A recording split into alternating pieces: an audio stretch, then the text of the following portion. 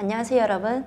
저는 대구에서 영문과 한글 캘리그라피를 가르치고 있는 꽃영남 작가라고 합니다. 왜 꽃영남인지 좀 궁금해 하시는 분들이 많으신데요. 저는 이름이 김영남이에요. 그래서 앞에 그냥 제 이름이 들어가는 뭔가 예명을 쓰고 싶어서 꽃자를 넣어서 그냥 꽃영남으로 활동하게 되었고요. 그리고 제가 대구에 사니까 영남지방을 대표해서 일부러 영남이라는 그걸 써서 필명을 만든 줄 아시는 분들이 있으시더라고요. 전혀 관계없이 제 이름을 넣고 싶어서 그렇게 만든 거라는 거. 영남지방을 대표할 만큼 또 열심히 해보겠습니다. 자, 본론으로 들어가자면 오늘은 이제 요새 분들이 자기를 위해서 시간을 투자하고 돈을 투자해서 취미로 배우고 싶던 걸 배우거나 또 자격증을 딴다거나 자기 개발을 많이 하는 추세인데요. 그 중에서 캘리그라피도 그 관심 분야의 한 종류입니다. 그래서 이번에 막 입문하신 분들은 아무리 막 어렸을 때 나 6학년 때 서예 해봤어요, 서예 시간이 있었어요 해도 또 막상 내가 캘리그라피 재료들을 사려고 하면은 어떤 게 있는지 뭘 기본으로 갖춰야 될지 궁금하신 분들이 많으실 거거든요. 그래서 오늘은 붓펜이 아니라 붓으로 하는 캘리그라피 위주로 재료들을 설명해 드리도록 하겠습니다. 재료 구매처를 설명드리자면 이렇게 여러분이 아시는 일반적인 미술 도구는 이제 한문으로 그림 화자, 방방자를 써서 화방에서 사시면 되고요. 또 여러분이 많이 보시던 서예 재료나 캘리그라피 도구는 한문으로 붓필자, 방방자를 써서 필방에서 사시면 됩니다. 여러분이 직접 필방에 가셔서 이렇게 거기 계신 분들께 여쭤보는 게 가장 추천도 받으실 수 있고 직접 눈으로 보시는 게 가장 좋고요. 아니면 요즘 인터넷으로 캘리그라피 재료나 서예 재료 이렇게 치시면 인터넷에 많이 나오고 필방이라고 치셔서 구매하셔도 됩니다. 자, 이제 재료 설명을 해볼 텐데요. 붓 캘리그라피를 할 때 필요한 기본 재료는 일단 처음에는 종이가 당연히 있어야 되겠죠. 우리가 흔히 화선지로 알고 있는 그 종이들은 사실 딱 화선지는 연습지, 작품지로 나뉘게 돼요. 그 연습지도 연습지 종류가 있어서 무슨지 이렇게 불리고 작품지도 두께나 번짐에 따라서 무슨지 이런 식으로 종류가 다 있어요. 그걸 다 통틀어서 화선지라고 부르게 되는 겁니다. 그래서 저는 수업 때 연습지를 쓰거든요. 그래서 인터넷에 연습지 치셔도 되고 필방에 가시면 또 연습지 달라고 하시면은 사이즈랑 이렇게 설명을 좀 해주실 거예요. 주로 이렇게 만졌을 때 그거는 파는 곳마다 차이가 있는데 맨질맨질한 곳을 주로 앞이라고 합니다. 거침과 앞에 부드러움이 차이가 굳이 있다면은 매끌한 곳에 앞을 기준으로 쓰게 됩니다. 자, 그 다음에 또 중요한 게 붓이 있어야 되겠죠. 붓. 주로 쓰는 것들이 붓 종류가 워낙에 많아요.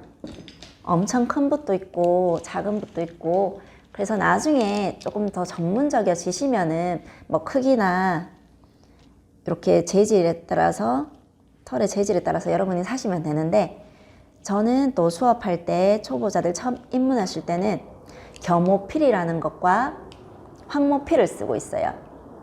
이제 겸호필은 이제 하얀 털처럼 이렇게 생겼고 여러 털들이 어떻게 보면 이제 섞여져 있는 거고 약간 빳빳하면서 힘이 좀 있어요, 쓸 때.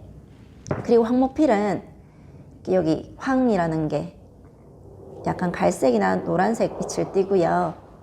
그리고 끝이 잘 빠지고 얘가 부드러워서 또 서체마다 힘이 있어야 되는 게 있고 되게 부드럽고 가는 선을 빼야 되는 게 있거든요. 그래서 되게 부드럽고 잘 써져서 또 황모필도 나중 되면 사고 있습니다. 그러니까 붓 종류는 워낙에 많으니까 여러분이 자꾸 이것저것 써보시면서 필요한 것들을 구매하시면 될 것 같아요. 자, 그 다음에 먹물이 있어야지 여러분이 붓에 먹물을 묻혀서 글씨를 쓰실 수 있겠죠. 저는 이제 너무 비싸지 않은 그냥 저렴한 먹물로 무난하게 글씨를 쓰고 있습니다. 자, 이거는 깔판이라고 하고요. 이렇게 돌돌 말려져 있죠. 이거는 여러분들이 개인적으로 뭐 집에서나 아니면 어떤 장소에서 연습을 하실 때 책상이나 바닥에 그냥 연습하시면 먹물이 다 묻잖아요. 그래서 깨끗하게 하기 위해서 깔판이란 걸 구매하시면 돼요. 책상 하나 정도의 적당한 크기.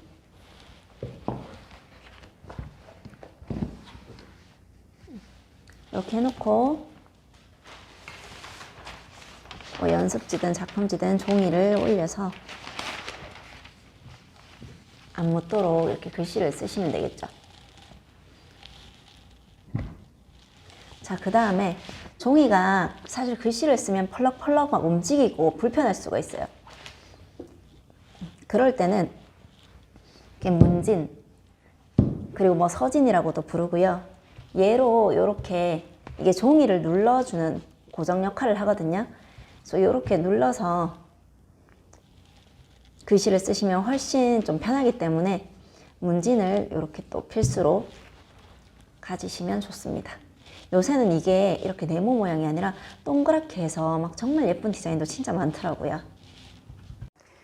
자, 제가 깔판을 이렇게 놓고 사용하면 된다고 했는데 연습할 때 이거는 1인용이고 작은 책상에서 나만을 위해서 이제 쓸 때 간단하게 쓸 수 있는 게 깔판입니다. 근데 이제 모포라는 게 있거든요. 뭔가 느낌이 어떤 느낌이냐면 안경 닦기를 조금 더 두껍게 한 그런 청 같은 느낌. 부드럽고 뭐 담요보다는 얇지만 그래도 조금 약간 두꺼운 느낌. 그래서 이렇게 책상이 내가 크게 이렇게 배치해 놓고 사용하고 싶다 하시면은 마 단위로 끊어서 판매를 하시거든요. 그러니까 뭐 남색도 있고 검정도 있고 필방에 직접 가셔서 모포 달라고 하셔도 되고 인터넷에는 또 마 단위로 끊어서 이렇게 파시기도 합니다. 그래서 내가 간단하게 깔판이든 모포든 이렇게 사용하시면 됩니다. 모포는 크기 때문에 여러분이 책상이 엄청 클 때 쓰시면 되고 이제 사기 전에 센치를 재서 대충 파악을 하시고 사시는 게 좋습니다. 이제 본인 책상에 센치를 재서 알고 사세요. 그것보다 이제 좀 더 크게 덮어야 되니까.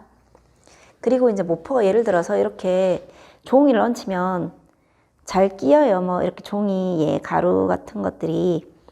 그래서 청소할 때는 뭐 다이소 같은 데 보시면 이렇게 머리카락 제거하는 롤러로 된 접착력 있는 이런 거 롤러로 이렇게 이런 것들을 저는 그렇게 청소하거든요.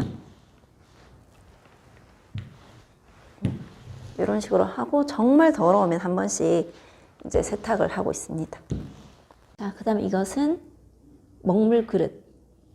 먹물을 부어서 쓸 용도예요. 그래서 먹물을 돌려서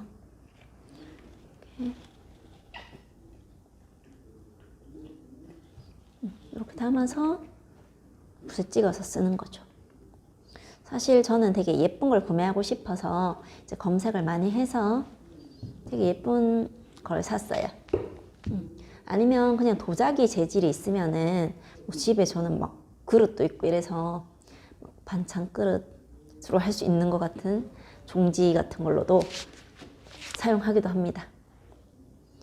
자, 이제 뭐 먹물만으로 해도 될 때가 있지만 글씨를 쓸 때 조금은 그래도 번짐이 있으면 좋겠다 하기 때문에 저는 이제 이렇게 연적이라는 걸 쓰거든요. 이런 거 한번 보셨죠? 여기에 물을 담고 주전자처럼 이쪽으로 따르는 거죠. 그래서 얘도 자기 좋아하는 모양으로 사는 거죠. 예뻐서 이렇게 물을 똑똑똑. 오 마이 갓. 밖으로 다 흘렀네요. 여러분은 잘 따르시길 바랍니다. 이렇게 해서 연적도 구매하시면 좋은데 어차피 연적 같은 경우에는 아까 먹그릇도 그냥 집에 있는 거 그런 거 간단한 거 그냥 쓰셔도 되고, 그리고 물 붓는 거니까 그냥 저는 종이컵에 붓기도 하고 그냥 그릇에 해서 그냥 붓기도 하거든요. 근데 저처럼 이제 예쁘게 쓰시고 싶으면 또 연적도 있으면 좋습니다. 자, 이제 이거는 분말이 되게 김밥 많은 것처럼 생기지 않았어요? 자, 이렇게 우리가 글씨 배우고 나서 이동해야 될 때 깨끗하게 씻어서 사실 이렇게 넣고 다니는 거죠. 이동할 때 이런 식으로 뭐 여러분은 잘 닫아주세요. 어쨌든 그런 식으로 하는 건데, 지금은 깔끔한 붓이라서 괜찮은데 그냥 내가 안 씻은 상태에서 이렇게 넣고 가면은 꼭 반드시 집에 가서는 풀어서 서늘한 곳에 말리셔야 돼요. 깨끗하게 씻으셔서. 안 그러면 계속 여기에 방치해 놓는 사람들도 있거든요. 그러면 곰팡이 피고 붓 관리가 전혀 될 수가 없어요. 그 붓은 잘 못 씁니다. 또 어떤 방법이 있냐면, 이제 저는 이렇게 손장갑, 우리 막 뭐 반찬 묻힐 때 손 비닐 장갑 그런 거 있잖아요. 거기다가 내가 뭐 씻을 상황이 안 되거나 아니면 조만간 또 금방 글씨를 쓸 거야 하시면은 이렇게 먹물이 묻은 상태로 이런 장갑 안에 따로 이렇게 넣고 이렇게 보관해서 가셔도 돼요. 그리고 바로 글씨를 쓸 것 같으면 며칠 동안은 촉촉해요. 안 빼셔도. 하지만 이제 웬만하면 씻으셔서 서늘한 곳에 말리시면 돼요. 그래서 얘는 이동수단으로 분말이 쓴다는 거 거의 이동수단으로 쓰고, 여기에 계속 말아 놓으시면 안 되고 반드시 다시 붓은 빼야 된다는 거. 자, 아까 제가 붓을 씻고 나서 이제 서늘한 곳에 말리라고 했습니다. 저는 주로 이제 씻고 놔둘 데가 없으면은 그냥 빨래집게에 꽂아서 여기 이 부분을 빨래집게에 찝어서 그냥 매달아 놓기도 하는데, 이제 여러분은 이렇게 붓거리가 있으면은, 붓거리라는 걸 사시면은 이런 식으로 끝을 걸어 가지고 많이 보관을 하실 수가 있어요. 이제 저처럼 붓이 뭐 처음에 하시는 분들 이렇게 많지는 않겠지만 하시다 보면은 점차 뭐 작은 붓도 필요하고 큰 붓도 필요하고 붓들이 조금 생길 수도 있거든요.